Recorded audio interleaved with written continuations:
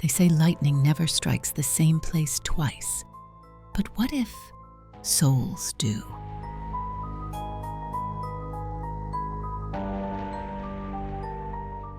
Our story begins in the small English town of Hexham in the 1950s, a quiet, close-knit place where everyone minded their own, and strange things were left to whispers.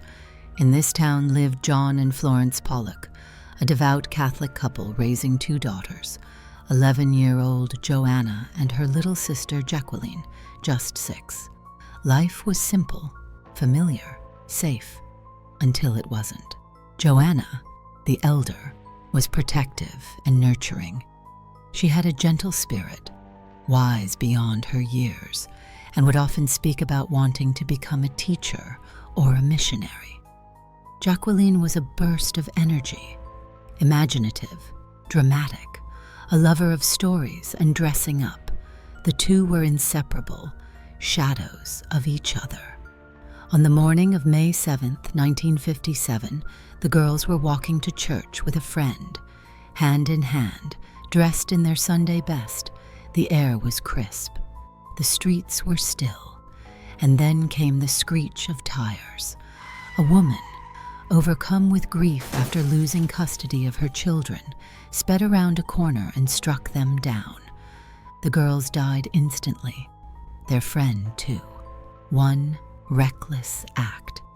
3 tiny lives erased in seconds. The town grieved, but for the Pollocks, grief became a silent, endless echo. Florence fell into depression. John, however, clung to a strange belief that his daughters would return to him. The following year, Florence became pregnant, and to the shock of everyone, gave birth to identical twin girls, Gillian and Jennifer. But from the beginning it was clear these weren't ordinary twins. Jennifer had 2 unusual birthmarks, one on her forehead that mirrored a scar Jacqueline had from a fall, and another on her waist, in the same place Jacqueline had a birthmark.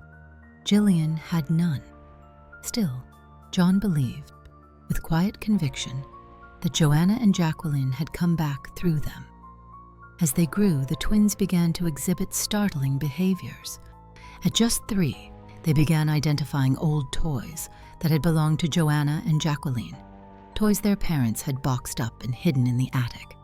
Yet when the toys were brought down, the girls claimed them effortlessly. Jennifer clutched a ragged doll Jacqueline once adored and said, "She's mine." They spoke of things they shouldn't have known, a red swing in the backyard of their old home, a school they'd never attended. Even their imaginary games became eerily familiar, recreations of incidents their sisters had experienced. Once, the twins were overheard role-playing a game where one of them mimicked lying in the road saying, "There's blood coming out of my eyes. That's where the car hit me." No one had ever told them how their sisters died. The unease didn't stop there.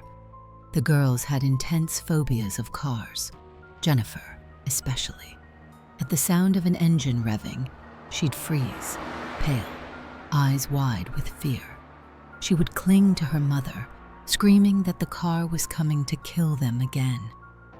These weren't just nightmares or childish fears. These were visceral, triggered responses, reactions far too deep for minds so young. Their personalities, too, mimicked their predecessors. Gillian had the same calm maturity as Joanna. Jennifer mirrored Jacqueline's boldness and stubbornness. Even the way they held their pens, their preferences in clothes, and their speech patterns seemed inherited from children long gone. By the time they turned 4, the family took a walk through Hexham, through the part of town the girls had never visited. Passing a particular street, the twins froze. They pointed to a narrow alley and said, "That's where we died." Florence felt cold rush over her like a ghost's breath. She had never told them the location of the accident. John began documenting their behaviors in secret, afraid no one would believe him, or worse, accuse them of manipulating their daughters. But what was there to manipulate? The girls had memories they shouldn't have, scars that didn't come from this life. And then, as mysteriously as it started, the memories faded. By age 7, the girls stopped mentioning past events. Their personalities began to shift. The haunting familiarity dulled. The voices of Joanna and Jacqueline seemed to disappear into the twin zone. Some say it was childhood fantasy, a coincidence, maybe even a grieving father's desperate projection. But no theory can fully explain the marks, the knowledge, the fear, the voices from before. Even today, psychologists and skeptics cite the Pollock case as one of the strongest reincarnation stories in the Western world. Not in mystic temples or ancient scripts, but in a prim English town with tea kettles and lace curtains, the twins are now grown. They have no memories of their previous lives, at least none they admit to, but the strange feeling never left the house they once called home. So when a child says, "I've been here before," or whispers about someone they never met, listen, because maybe, just maybe, the dead don't always stay buried.